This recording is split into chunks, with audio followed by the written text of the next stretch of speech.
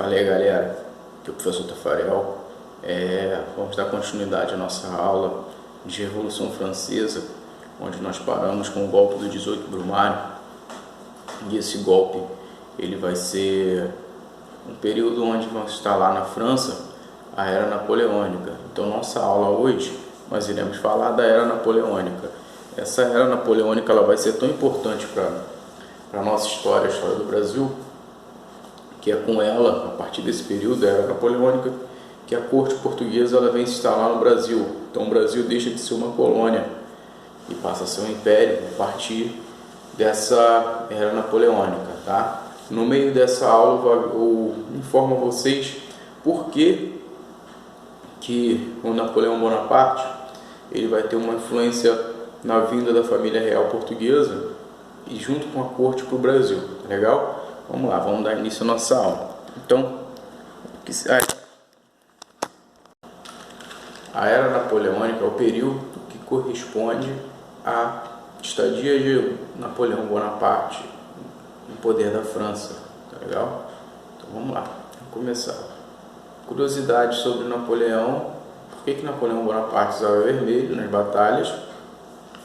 Napoleão usava vermelho porque caso ele fosse atingido, se ele fosse ferido, nenhum adversário, nem mesmo o seu exército, eles poderiam perceber que ele foi ferido. Assim, o seu exército não pararia de lutar e os adversários não descobririam que ele tinha sido ferido, tá?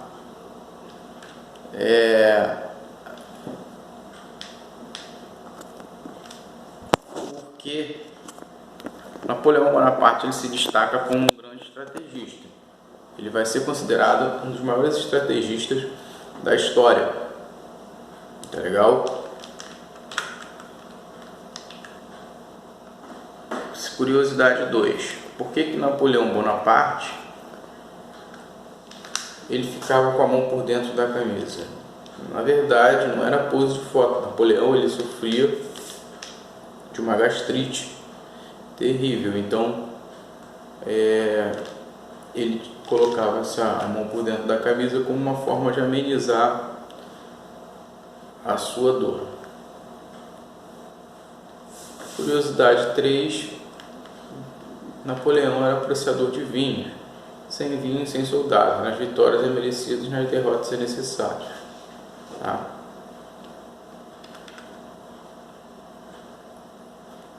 Curiosidade 4 sobre sua morte. Após a tese de assassinato, doença como causa da morte de Napoleão Bonaparte, agora um estudo dos Estados Unidos reivindica que o imperador francês morreu devido a um erro médico.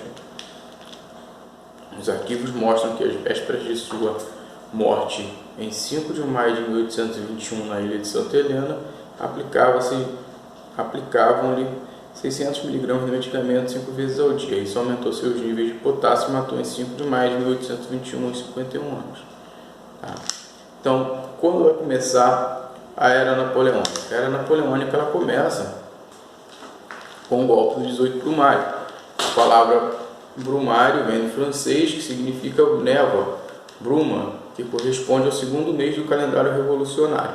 Lembra que na última aula a gente comentou que os franceses eles vão utilizar um calendário diferente do que o calendário que é utilizado normalmente por a gente. Então os franceses eles passam a utilizar um calendário diferente, seguindo o calendário revolucionário francês. Então o Brumário ele correspondia ao segundo mês do calendário revolucionário francês. Então o golpe do 18 Brumário ele aconteceu em 1799 e a partir dele foi elaborada uma nova constituição que instaurou uma forma de governo chamada de consulado, que inaugurou a Era Napoleônica, a qual teve momentos decisivos em 1804, quando surgiu o Império, prolongando até 1815.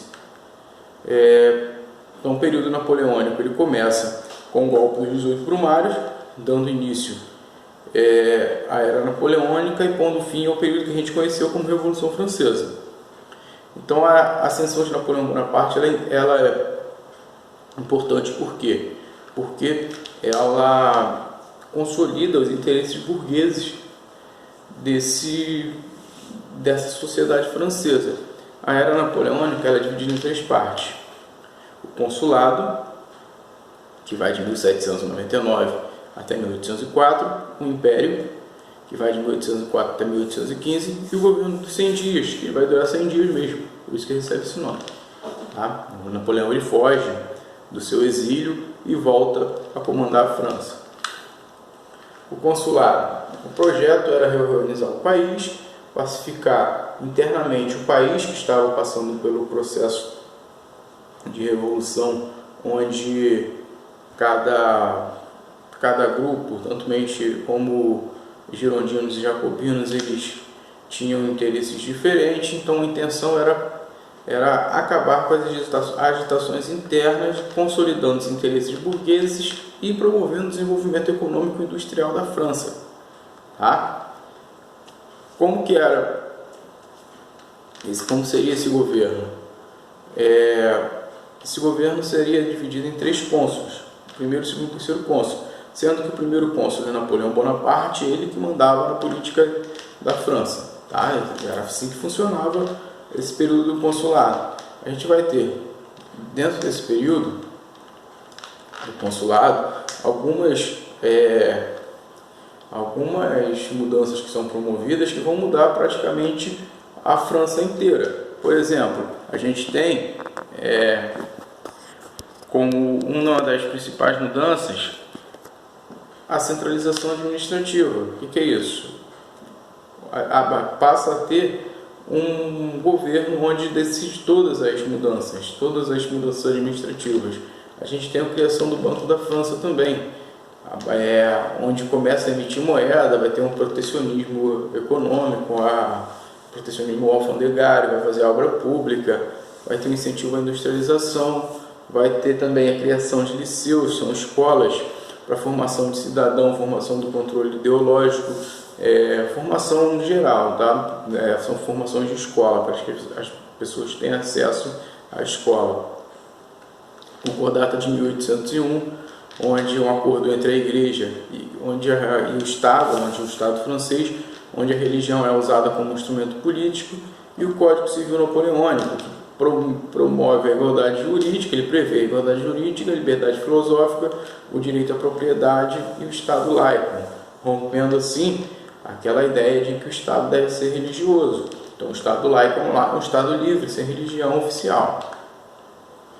As características do período do consulado: o consulado, a alta burguesia se consolida como classe dirigente, os projetos das classes populares são sufocados, o período de recuperação da economia francesa, a economia francesa vai se recuperar, e há também uma reorganização jurídica e administrativa.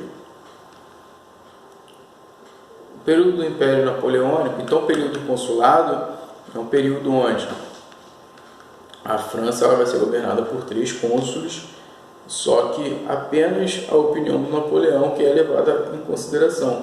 Tá legal? Então esse é o período do consulado, fora essas coisas que eu passei para vocês.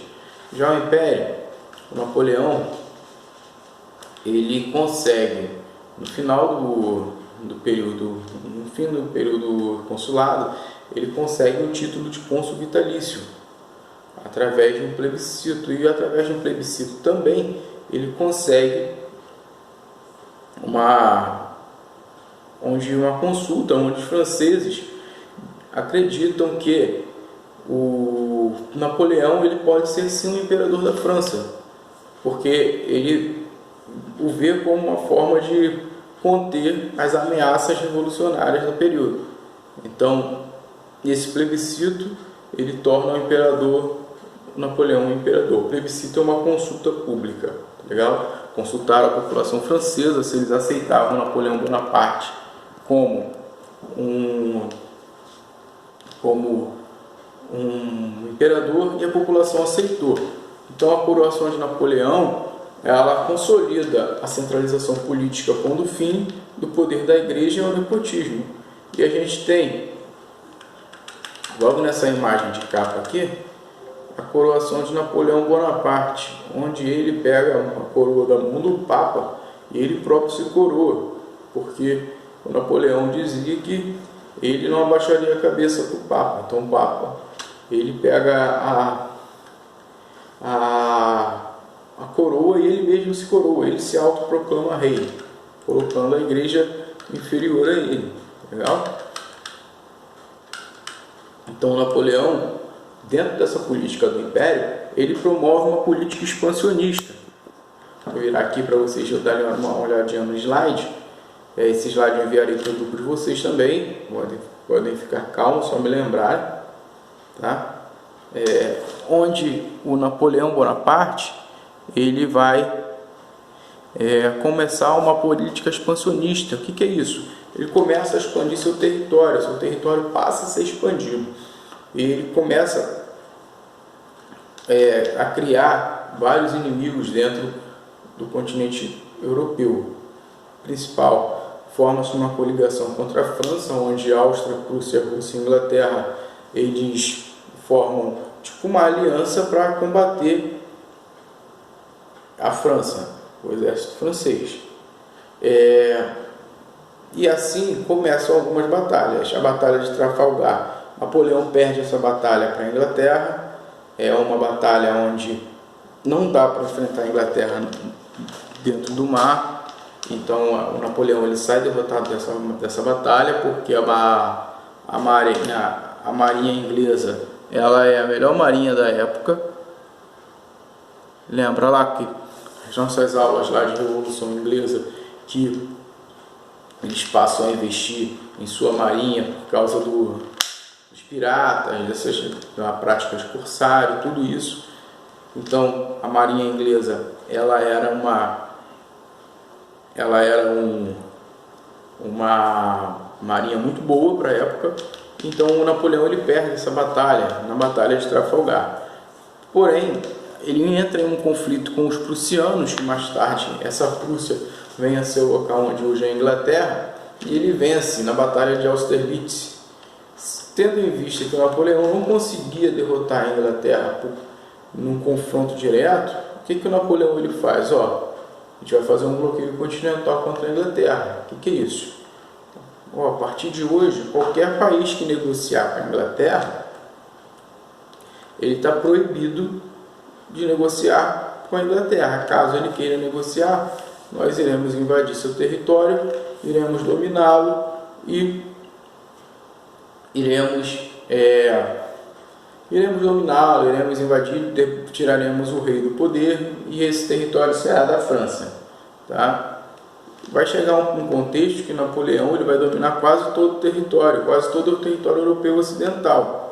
E é nessa batalha, numa dessas do bloqueio continental, que a gente chega onde o período que eu queria falar com vocês, que é quando a corte portuguesa ela vem para o Brasil, a chegada da família real portuguesa no Brasil.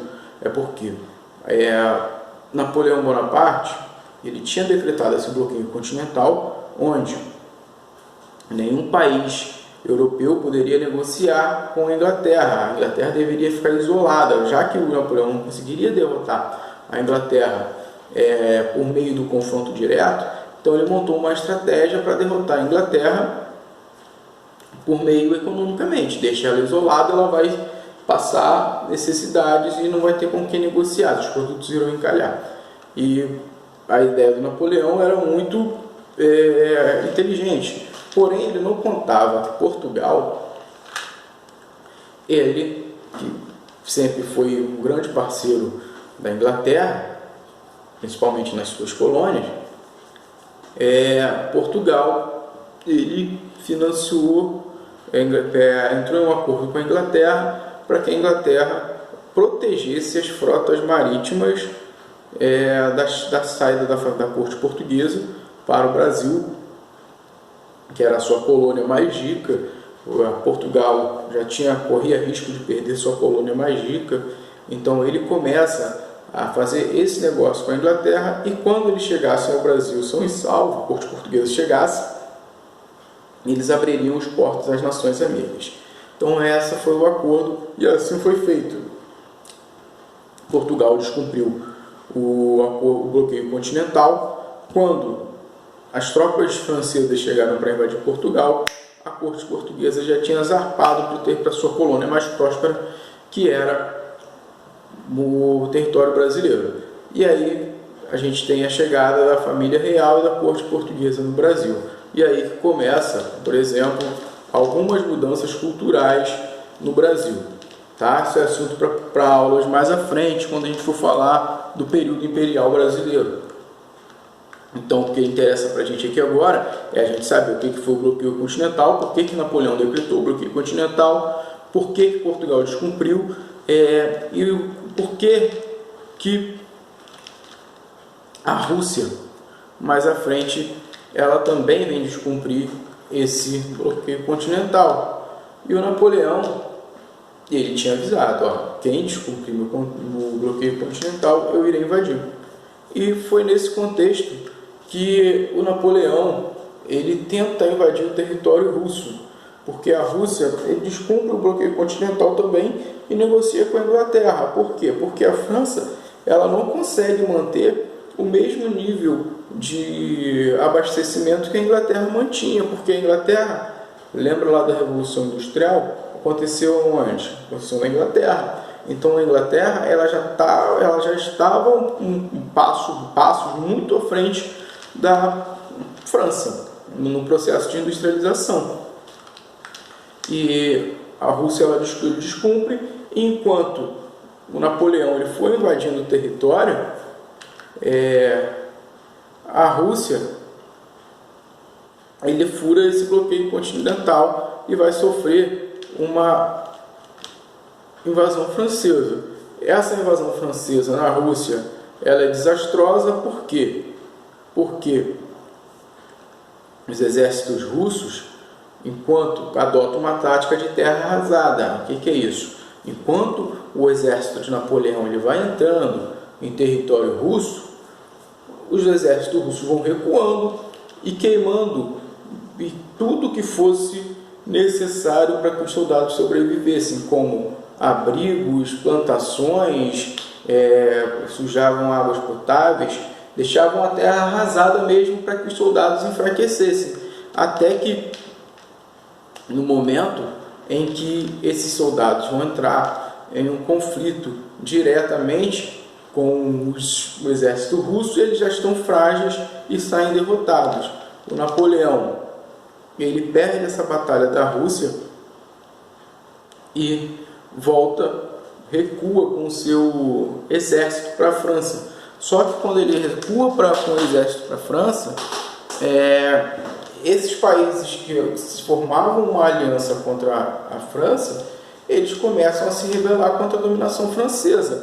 Então, a partir desse momento, surge o grande exército composto por militares ingleses, russos, austríacos e prussianos, que venceram em 1803 o exército francês e ocuparam Paris em 1814.